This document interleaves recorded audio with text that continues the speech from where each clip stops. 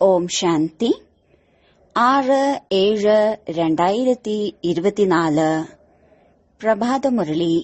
മധുരമായ കുട്ടികളെ, ബാബയുടെ ഓർമ്മയിലൂടെ ബുദ്ധി സ്വച്ഛമായി തീരുന്നു. ദിവ്യഗുണങ്ങൾ വരുന്നു. അതുകൊണ്ട് ഏകാന്തതയിലിരുന്ന് സ്വയം സ്വയത്തോട് ചോദിക്കൂ, ദേവീ ഗുണങ്ങൾ എത്രത്തോളം വന്നിട്ടുണ്ട്? ചോദ്യം: കുട്ടികളിൽ ഉണ്ടായിരിക്കാൻ പാടില്ലാത്ത ഏറ്റവും വലിയ ആസുരീയ അവഗുണം ഏതാണ്? ഉത്തരം: ഏറ്റവും വലിയ ആസുരീയ അവഗുണമാണ് മറ്റുള്ളവരോട് കടുത്ത വാക്കുകളോടെ സംസാരിക്കുക. ഇതിനെയാണ് ഭൂതം എന്ന് പറയുന്നത്. എപ്പോഴാണോ ആരിലെങ്കിലും ഈ ഭൂതം പ്രവേശിക്കുന്നത്, അപ്പോൾ വളരെയധികം ബുദ്ധിമുട്ടിക്കുന്നു. അതുകൊണ്ട് അവരിൽ നിന്ന് അകന്നു നിൽക്കണം. എത്ര കഴിയുന്നുവോ ഈ അഭ്യാസം ചെയ്യൂ. ഇപ്പോൾ തിരികെ വീട്ടിലേക്ക് പോകണം. പിന്നീട് പുതിയ രാജധാനിയിലേക്ക് വരണം. ഈ ലോകത്തിലെ എല്ലാം കണ്ടുകൊണ്ടും ഒന്നും തന്നെ കാണപ്പെടരുത്. ഓം ശാന്തി. ബാബ കുട്ടികൾക്ക് മനസ്സിലാക്കി തരുന്നു, ശരീരം ഉപേക്ഷിച്ചു പോകണം. ഈ ലോകത്തെ തന്നെ മറക്കണം. ഇതും ഒരു അഭ്യാസമാണ്. ശരീരത്തിൽ എന്തെങ്കിലും പ്രശ്നമുണ്ടെങ്കിൽ പ്രയത്നിച്ച് ഈ ശരീരം തന്നെ മറക്കേണ്ടതായി വരുന്നു. അതുപോലെ ഈ ലോകത്തെയും മറക്കണം.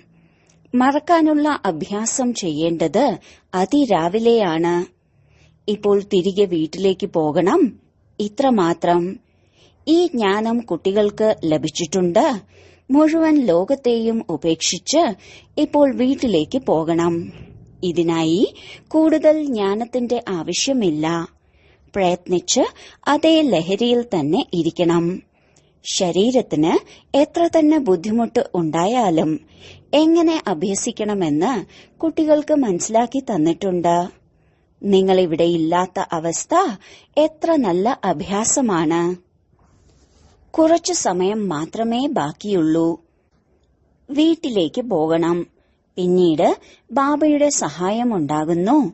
ഇദ്ദേഹത്തിന്റേതായ, അതായത് ബ്രഹ്മാവിന്റെ സഹായവും ലഭിക്കുന്നു.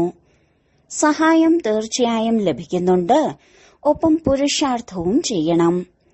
എന്തെല്ലാമാണോ കാണപ്പെടുന്നത് അതൊന്നും തന്നെയില്ല. ഇപ്പോൾ തിരികെ വീട്ടിലേക്ക് പോകണം. അവിടെ നിന്നും പിന്നീട് തന്റെ രാജധാനിയിലേക്ക് വരണം. അവസാനം ഈ രണ്ട് കാര്യങ്ങളാണ് ഉണ്ടാകുന്നത്: പോകണം, തിരികെ വരണം. ഇങ്ങനെ കാണപ്പെടാറുണ്ട്. ഈ ഓർമ്മയിൽ ഇരിക്കുന്നതിലൂടെ ഏതൊരു ശരീരത്തിന്റെ രോഗമാണോ ബുദ്ധിമുട്ടിക്കുന്നത് അതെല്ലാം സ്വാഭാവികമായും ഇല്ലാതാകുന്നു. സന്തോഷം സ്ഥായിയാകുന്നു. സന്തോഷത്തെ പോലുള്ളൊരു മരുന്നില്ല. അതുകൊണ്ട് കുട്ടികൾക്കും ഇത് മനസ്സിലാക്കി തരേണ്ടതായി വരുന്നു. കുട്ടികളെ, ഇപ്പോൾ തിരികെ വീട്ടിലേക്ക് പോകണം. മധുരമായ വീട്ടിലേക്ക് പോകണം.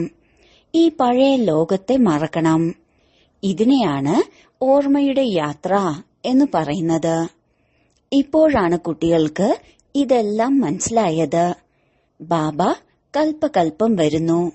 ഇത് തന്നെ കേൾപ്പിച്ചു തരുന്നു. കൽപ്പത്തിനു ശേഷം വീണ്ടും കണ്ടുമുട്ടുന്നു.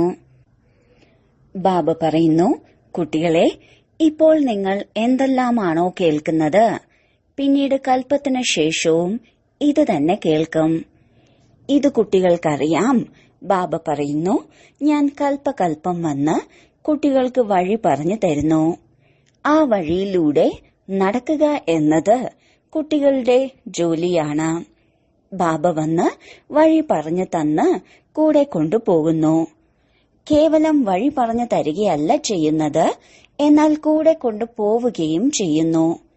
ഇത് മനസ്സിലാക്കി തന്നിട്ടുണ്ട്. ഈ ചിത്രങ്ങളൊന്നും തന്നെ അവസാന സമയത്ത് പ്രയോജനപ്പെടില്ല. ബാബ തന്റെ പരിചയം നൽകി കഴിഞ്ഞു. കുട്ടികൾ മനസ്സിലാക്കുന്നു, ബാബയുടെ സമ്പത്ത് പരിധിയില്ലാത്ത ചക്രവർത്തി പദവിയാണ്. ആരാണോ ക്ഷേത്രങ്ങളിൽ പോയിരുന്നവർ, ഈ കുട്ടികളുടെ, അതായത് ലക്ഷ്മി നാരായണൻ, ഇവരുടെ മഹിമ പാടിയിരുന്നവർ, ബാബ ഇവരെയും കുട്ടികളെ കുട്ടികളെ എന്നല്ലേ വിളിക്കുക? ആരാണോ ഇവരുടെ ഉയർച്ചയുടെ മഹിമ പാടിയിരുന്നത്, ഇപ്പോൾ അവർ ഇവർക്ക് സമാനം മഹിമയുള്ളവരായി മാറാനുള്ള പുരുഷാർത്ഥം ചെയ്യുന്നു. ശിവബാബയ്ക്ക് ഇത് പുതിയ കാര്യമല്ല. നിങ്ങൾ കുട്ടികൾക്ക് ഇത് പുതിയ കാര്യമാണ്. യുദ്ധമൈതാനത്തിൽ നിൽക്കുന്നത് നിങ്ങൾ കുട്ടികളാണ്.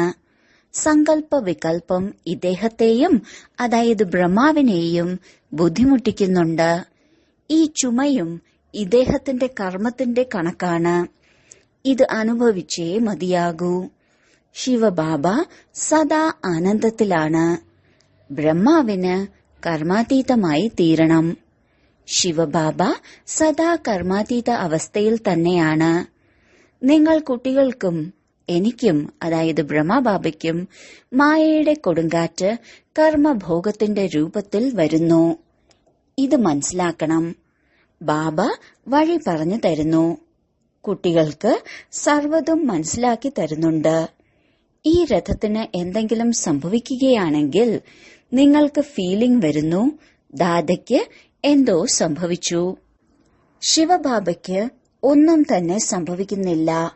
ബ്രഹ്മാവിനാണ് സംഭവിക്കുന്നത്. ജ്ഞാനമാർഗത്തിൽ അന്ധവിശ്വാസത്തിന്റെ കാര്യമില്ല. ഞാൻ ആരുടെ ശരീരത്തിലാണ് പ്രവേശിക്കുന്നതെന്ന് ബാബ മനസ്സിലാക്കി തരുന്നു. വളരെ ജന്മങ്ങൾക്ക് ശേഷമുള്ള അന്തിമത്തിലെ പതീത ശരീരത്തിലേക്കാണ് ഞാൻ പ്രവേശിക്കുന്നത്. ദാദയും മനസ്സിലാക്കുന്നുണ്ട്, എങ്ങനെയാണോ മറ്റുള്ള കുട്ടികൾ അതുപോലെ തന്നെയാണ് ജ്ഞാനം. ദാദ പുരുഷാർത്ഥിയാണ്, സമ്പൂർണമല്ല. നിങ്ങളെല്ലാവരും പ്രജാപിത ബ്രഹ്മാവിന്റെ കുട്ടികൾ, ബ്രാഹ്മണർ പുരുഷാർത്ഥം ചെയ്യുന്നു. വിഷ്ണുവിന്റെ പദവി നേടണം. ലക്ഷ്മി നാരായണൻ എന്ന് പറഞ്ഞാലും വിഷ്ണു എന്ന് പറഞ്ഞാലും കാര്യം ഒന്നു തന്നെയാണ്. ബാബ ഇപ്പോൾ മനസ്സിലാക്കി തന്നു, ഇത് നിങ്ങൾക്കും മുൻപ് അറിയുമായിരുന്നില്ല. ബ്രഹ്മ വിഷ്ണു ശങ്കരനെക്കുറിച്ചോ സ്വയം തന്നെക്കുറിച്ചോ അറിയുമായിരുന്നില്ല.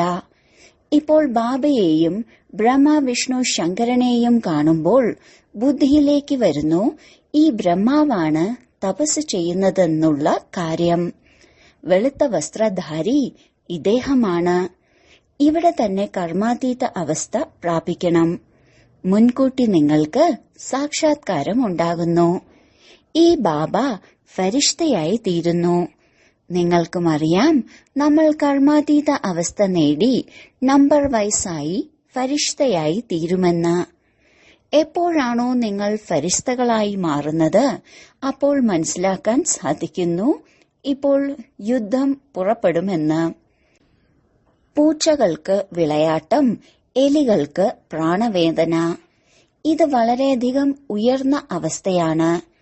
കുട്ടികൾ ഈ അവസ്ഥ ധാരണ ചെയ്യണം. ഇതും നിശ്ചയമുണ്ട്, നമ്മളാണ് മുഴുവൻ ചക്രവും കറങ്ങുന്നത്. മറ്റാർക്കും തന്നെ ഈ കാര്യങ്ങൾ മനസ്സിലാക്കാൻ സാധിക്കില്ല. പുതിയ ജ്ഞാനമാണ്. പിന്നെ പാവനമാകുന്നതിനായി ബാബ ഓർമ്മ പഠിപ്പിച്ചു തരുന്നു. ഇതും മനസ്സിലാക്കുന്നു, ബാബയിൽ നിന്ന് സമ്പത്താണ് ലഭിക്കുന്നത്. കൽപ്പകൽപ്പം ബാബയുടെ കുട്ടികളായി തീരുന്നു. 84 ജന്മങ്ങളുടെ ചക്രവും കറങ്ങിയിട്ടുണ്ട്. ആർക്കാണെങ്കിലും പറഞ്ഞുകൊടുക്കണം, നിങ്ങൾ ആത്മാവാണെന്ന്. പരമപിതാവായ പരമാത്മാവാണ് പിതാവ്. ഇപ്പോൾ ആ പിതാവിനെ ഓർമ്മിക്കൂ.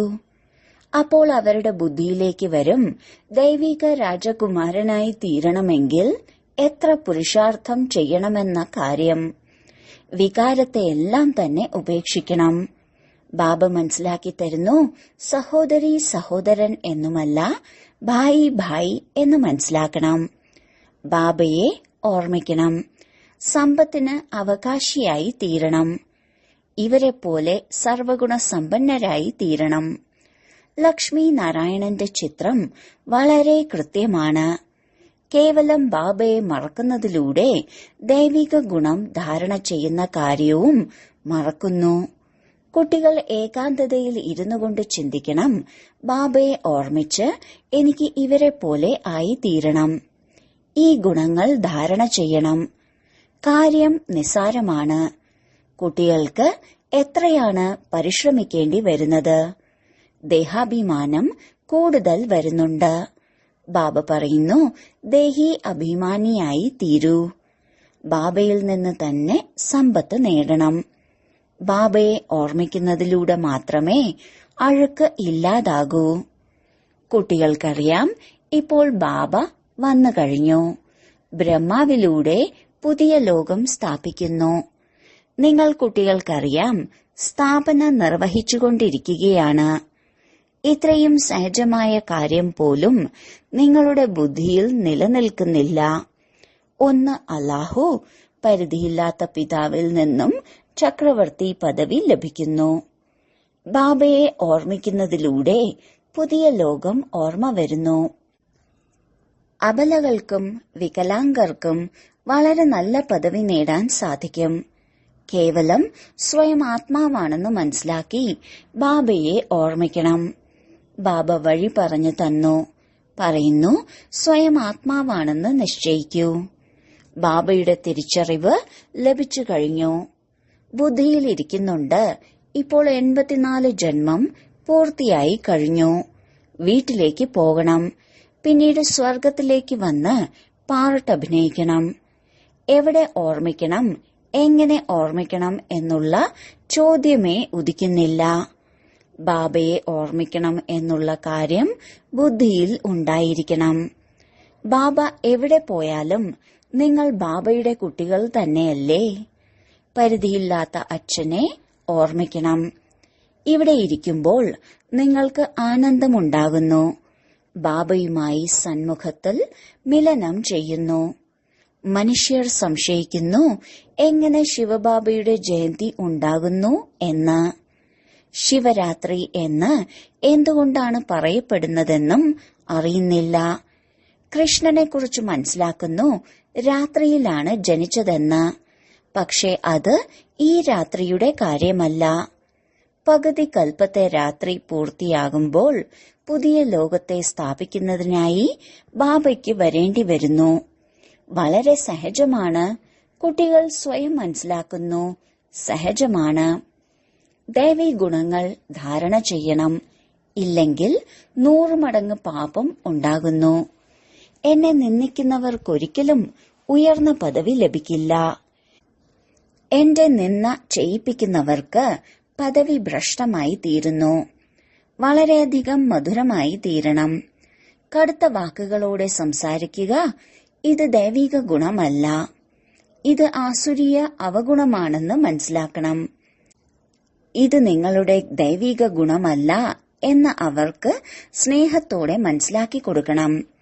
ഇതും കുട്ടികൾക്കറിയാം. ഇപ്പോൾ കലിയുഗം പൂർത്തിയായി. ഇത് സംഗമയുഗമാണ്. മനുഷ്യർക്കിതിനെക്കുറിച്ച് ഒന്നും തന്നെ അറിയില്ല. കുംഭകർണ നിദ്രയിൽ ഉറങ്ങിക്കിടക്കുകയാണ്. ഇനിയും 40,000 വർഷങ്ങളുണ്ടെന്ന് മനസ്സിലാക്കുന്നു. ഇത്രയും വർഷങ്ങൾ ഞങ്ങൾ ജീവിച്ചിരിക്കും, സുഖവും അനുഭവിക്കുമെന്നും മനസ്സിലാക്കുന്നു. ദിനം പ്രതിദിനം വീണ്ടും തമോ പ്രധാനമായി തീരുന്നു എന്ന് മനസ്സിലാക്കുന്നില്ല.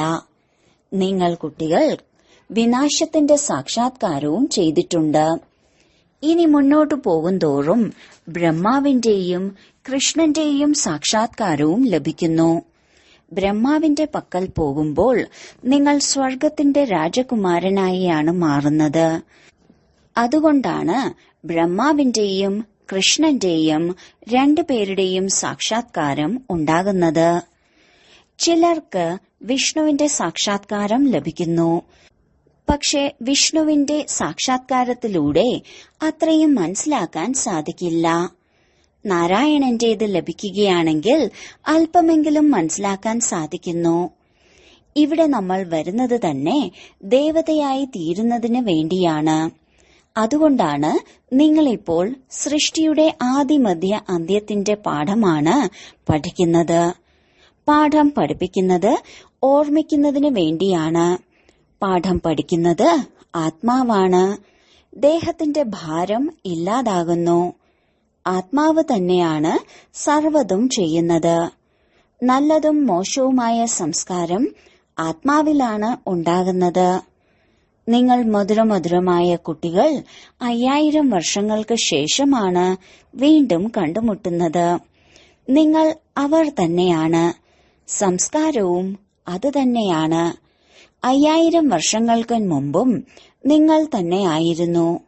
നിങ്ങളും പറയുന്നുണ്ട്, ആരാണോ ഇപ്പോൾ നമ്മെ മനുഷ്യനിൽ നിന്നും ദേവതയാക്കി മാറ്റിക്കൊണ്ടിരിക്കുന്നത്, അതേ ബാബ തന്നെയാണ് 5000 വർഷങ്ങൾക്ക് ശേഷവും കാണാൻ വരുന്നത്. നമ്മൾ ദേവതകളായിരുന്നു, വീണ്ടും അസുരനായി തീർന്നിരിക്കുകയാണ്. ദേവതകളുടെ ഗുണഗാനം പാടിക്കൊണ്ടുവന്നു, തന്റെ അവഗുണത്തെ വർണ്ണിക്കുകയും ചെയ്തു വന്നു. ഇപ്പോൾ വീണ്ടും ദേവതകളായി തീരണം. കാരണം ദൈവിക ലോകത്തേക്ക് പോകണം. അതുകൊണ്ട് ഇപ്പോൾ നല്ല രീതിയിൽ പുരുഷാർത്ഥം ചെയ്ത് ഉയർന്ന പദവി നേടൂ. ടീച്ചർ എല്ലാവരോടും പഠിക്കാനല്ലേ പറയുക? നല്ല മാർക്കോടെ പാസ്സാവുകയാണെങ്കിൽ ടീച്ചറുടെ പേരും പ്രശസ്തമാകുന്നു, നിങ്ങളുടെയും പേര് പ്രശസ്തമാകുന്നു. ഇങ്ങനെ വളരെയധികം പേർ പറയുന്നുണ്ട്, ബാബ അങ്ങയുടെ അടുത്തേക്ക് വരുന്നതിലൂടെ ഒന്നും തന്നെ പറയാൻ സാധിക്കുന്നില്ല, എല്ലാം മറന്നുപോകുന്നു, വന്ന ഉടൻ തന്നെ നിശബ്ദമാകുന്നു. ഈ ലോകം തന്നെ നശിച്ചിരിക്കുകയാണ്. നിങ്ങൾ പിന്നീട് പുതിയ ലോകത്തിലേക്ക് വരുന്നു. പുതിയ ലോകം വളരെയധികം ശോഭനീയമായിരിക്കും, അതായത് മനോഹരമായിരിക്കും. ചിലർ ശാന്തിധാമത്തിൽ വിശ്രമിക്കുന്നു, ചിലർക്ക് വിശ്രമം ലഭിക്കില്ല. കാരണം ഓൾറൗണ്ട് പാർട്ടാണ്. വീണ്ടും തമോപ്രധാന ദുഃഖത്തിൽ നിന്നും മുക്തമാകുന്നു. അവിടെ ശാന്തിയും സുഖവും എല്ലാം തന്നെ ലഭിക്കുന്നു. അതുകൊണ്ട് നല്ല രീതിയിൽ പുരുഷാർത്ഥം ചെയ്യണം. എന്താണോ ഭാഗ്യത്തിലുള്ളത് അത് ലഭിക്കും എന്ന് വിചാരിക്കരുത്. പുരുഷാർത്ഥം ചെയ്യണം. രാജധാനി സ്ഥാപിച്ചുകൊണ്ടിരിക്കുകയാണെന്ന് മനസ്സിലാക്കണം. നമ്മൾ നമുക്ക് വേണ്ടിയാണ് ശ്രീമത്തനുസരിച്ച് രാജധാനി സ്ഥാപിച്ചുകൊണ്ടിരിക്കുന്നത്. ശ്രീമതം നൽകുന്ന ബാബ സ്വയം രാജാവായി തീരുന്നില്ല. ബാബയുടെ ശ്രീമത്തിലൂടെ നമ്മൾ രാജാവായി തീരുന്നു. പുതിയ കാര്യമല്ലേ? ഒരിക്കലും ആരും തന്നെ കേട്ടിട്ടുമില്ല, കണ്ടിട്ടുമില്ല. ഇപ്പോൾ നിങ്ങൾ കുട്ടികൾ മനസ്സിലാക്കുന്നുണ്ട്, ശ്രീമതമനുസരിച്ച് നമ്മൾ വൈകുണ്ഠത്തിന്റെ ചക്രവർത്തി പദവിയാണ് സ്ഥാപിക്കുന്നത്. നമ്മൾ അസംഖ്യം തവണ രാജധാനി സ്ഥാപിച്ചിട്ടുണ്ട്, നേടുകയും നഷ്ടപ്പെടുത്തുകയും ചെയ്തിട്ടുണ്ട്. ഈ ചക്രം കറങ്ങിക്കൊണ്ടിരിക്കുന്നു. ക്രിസ്തീയ പുരോഹിതന്മാർ നടക്കാനിറങ്ങുന്ന സമയം ആരെയും തന്നെ കാണാൻ ഇഷ്ടപ്പെടുന്നില്ല. കേവലം ക്രിസ്തുവിന്റെ ഓർമ്മയിൽ തന്നെയായിരിക്കും. ശാന്തിയോടെ ചുറ്റിക്കറങ്ങുന്നു. അവർക്കതിന്റെ അറിവുണ്ടാകുമല്ലോ. ക്രിസ്തുവിനെ ധാരാളം ഓർമ്മിക്കുന്നുണ്ട്. തീർച്ചയായും ക്രിസ്തുവിന്റെ സാക്ഷാത്കാരം ലഭിച്ചിട്ടുണ്ടാകും. എല്ലാ പുരോഹിതന്മാരും ഇങ്ങനെ തന്നെ ആയിരിക്കില്ല. കോടിയിൽ ചിലർ, നിങ്ങളിലും നമ്പർ വൈസാണ്. കോടിയിലും ചിലർ മാത്രമാണ് ഇതുപോലെ ഓർമ്മയിൽ ഇരിക്കുന്നത്. പരിശ്രമിച്ചു നോക്കൂ. മറ്റാരെയും തന്നെ നോക്കരുത്. ബാബയെ ഓർമ്മിച്ച് സ്വദർശന ചക്രം കറക്കിക്കൊണ്ടിരിക്കൂ. നിങ്ങൾക്ക് അളവറ്റ സന്തോഷമുണ്ടാകുന്നു. ദേവതകളെയാണ് ശ്രേഷ്ഠാചാരികൾ എന്ന് പറയുന്നത്. മനുഷ്യരെ ഭ്രഷ്ടാചാരികൾ എന്ന് പറയുന്നു. ഈ സമയത്ത് ആരെയും തന്നെ ദേവതകൾ എന്ന് പറയില്ല. പകുതി കൽപ്പം പകലും പകുതി കൽപ്പം രാത്രിയുമാണ്. ഇത് ഭാരതത്തിന്റെ തന്നെ കാര്യമാണ്. ബാബ പറയുന്നു, ഞാൻ വന്ന് എല്ലാവരുടെയും സദ്ഗതി തന്നെയാണ് ചെയ്യുന്നത്. ബാക്കി മറ്റു ധർമ്മത്തിൽപ്പെട്ടവർ അവർ അവരവരുടെ സമയത്ത് വന്ന് അവരുടെ ധർമ്മത്തിന്റെ സ്ഥാപന നിർവഹിക്കുന്നു. എല്ലാവരും വന്ന് ഈ മന്ത്രം എടുത്തു പോകുന്നു. ബാബയെ ഓർമ്മിക്കണം. ആരാണോ ഓർമ്മിക്കുന്നത് അവർ തന്റെ ധർമ്മത്തിൽ ഉയർന്ന പദവി നേടുന്നു. നിങ്ങൾ കുട്ടികൾക്ക് പുരുഷാർത്ഥം ചെയ്ത് ആത്മീയ കോളേജ് അഥവാ മ്യൂസിയം തുറക്കണം. എഴുതണം, വിശ്വത്തിന്റെ അഥവാ സ്വർഗത്തിന്റെ രാജ്യപദവി എങ്ങനെ ലഭിക്കുന്നത്? വരൂ, വന്ന് മനസ്സിലാക്കൂ. ബാബയെ ഓർമ്മിക്കുകയാണെങ്കിൽ വൈകുണ്ഠത്തിന്റെ ചക്രവർത്തി പദവി ലഭിക്കുന്നു. ശരി, വളരെ കാലത്തെ വേർപാടിന് ശേഷം തിരികെ കിട്ടിയ മധുരമധുരമായ കുട്ടികളെ പ്രതി മാതാവും പിതാവുമായ ബാബ്ദാദയുടെ സ്നേഹസ്മരണയും സുപ്രഭാതവും. ആത്മീയ പിതാവിന്റെ ആത്മീയ കുട്ടികൾക്ക് നമസ്കാരം. ധാരണയ്ക്കുള്ള മുഖ്യസാരം: 1.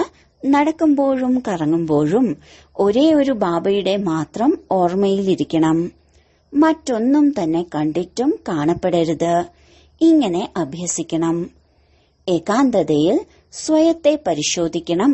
എന്നിൽ എത്രത്തോളം ദൈവിക ഗുണങ്ങൾ വന്നിട്ടുണ്ട്. 2. ബാബയെ നിന്ദിക്കുന്ന വിധത്തിലുള്ള ഒരു കർത്തവ്യവും ചെയ്യരുത്. ദൈവിക ഗുണങ്ങളെ ധാരണ ചെയ്യണം. ബുദ്ധിയിലുണ്ടായിരിക്കണം, ഇപ്പോൾ തിരികെ വീട്ടിലേക്ക് പോകണം, പിന്നീട് പുതിയ രാജധാനിയിലേക്ക് വരണം. വരദാനം: സേവനത്തിൽ ശുഭഭാവന ഉൾപ്പെടുത്തുന്നതിലൂടെ ശക്തിശാലി ഫലം പ്രാപ്തമാക്കുന്ന സഫലതാമൂർത്തിയായി ഭവിക്കട്ടെ. ഏതെല്ലാം സേവനങ്ങളാണോ ചെയ്യുന്നത് അതിൽ സർവാത്മാക്കളുടെയും സഹയോഗത്തിന്റെ ഭാവനയുണ്ടായിരിക്കണം. സന്തോഷത്തിന്റെ ഭാവന, സദ്ഭാവന ഉണ്ടെങ്കിൽ ഓരോ കാര്യവും സഹജമായും സഫലമാകുന്നു. എങ്ങനെയാണോ ആദ്യ കാലഘട്ടങ്ങളിൽ എന്തെങ്കിലും കാര്യം ചെയ്യാൻ പോകുന്നതിനു മുൻപ് പരിവാരത്തിലുള്ളവരുടെ ആശീർവാദങ്ങൾ സ്വീകരിച്ചു പോകുന്നത്, അപ്പോൾ വർത്തമാന സമയത്തും സേവനത്തിൽ ഈ ഒരു കാര്യം ഉൾപ്പെടുത്തേണ്ടതുണ്ട്. ഏതൊരു കാര്യവും ആരംഭിക്കുന്നതിനു മുൻപായി എല്ലാവരുടെയും ശുഭഭാവന, ശുഭകാമന നേടൂ. എല്ലാവരുടെയും സന്തുഷ്ടതയുടെ ബലം നിറയ്ക്കൂ. അപ്പോൾ ശക്തിശാലി ഫലം ലഭിക്കുന്നു.